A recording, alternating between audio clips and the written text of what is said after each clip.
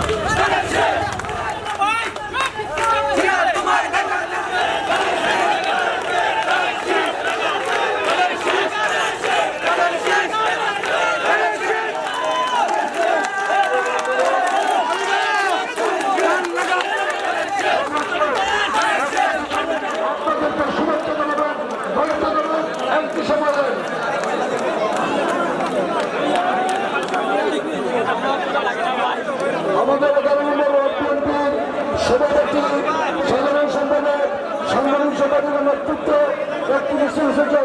আমরা 11 নম্বর ওয়ার্ড বিএনপির নেতৃবৃন্দদেরকে অসংখ্য ধন্যবাদ।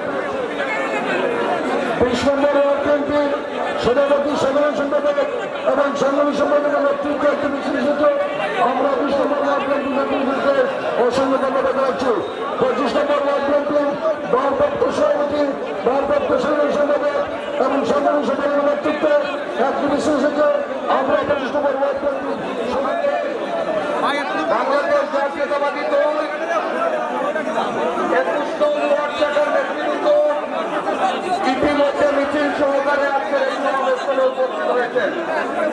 আমরা লক্ষ্য করছি আমাদের